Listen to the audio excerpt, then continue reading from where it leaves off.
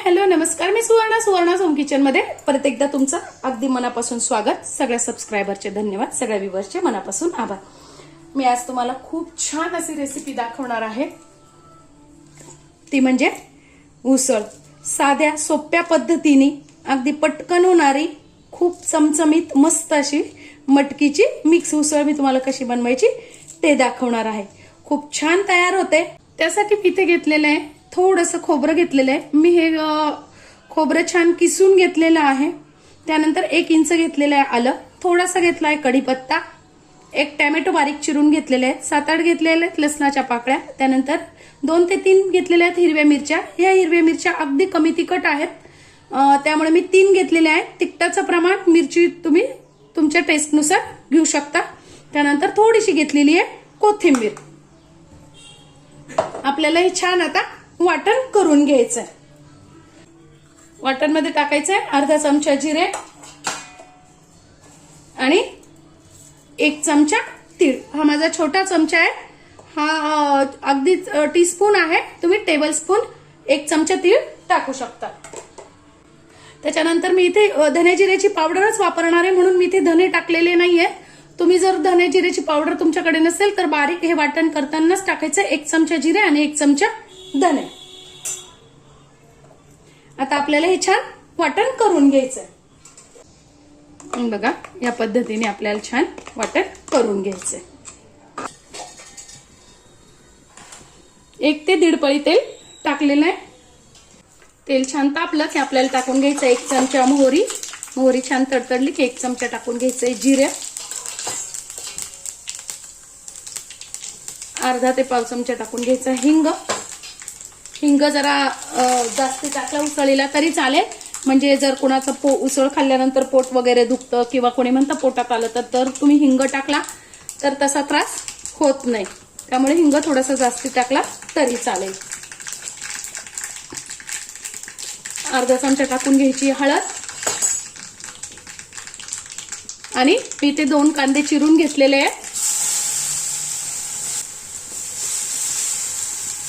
कांदा आपल्याला परतून घ्यायचा आहे.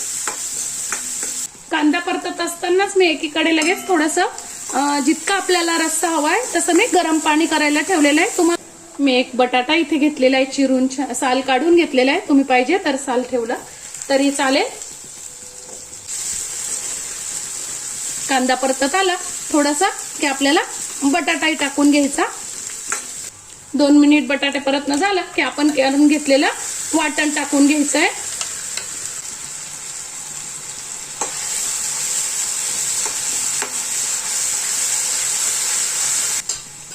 वाटण टाकलं की आपल्याला टाकून घ्यायचंय 1 ते 1.5 चमचा लाल तिखट.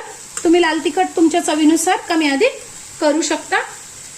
1 चमचा आपला साठवणीतला काळा मसाला, तुम्ही गरम मसाला किंवा किचन किंग मसालाही वापरू शकता. त्यानंतर 1 चमचा टाकायची धने जिऱ्याची पावडर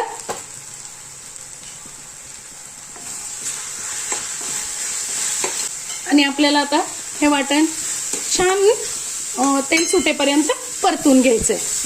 मला छान तेल सुटलेलं आहे. आता मी टाकून घेते. मी इथे 300 ते 350 ग्रॅम उसळ घेतलेली आहे, म्हणजे पावशेराला थोडीशी वरती आहे.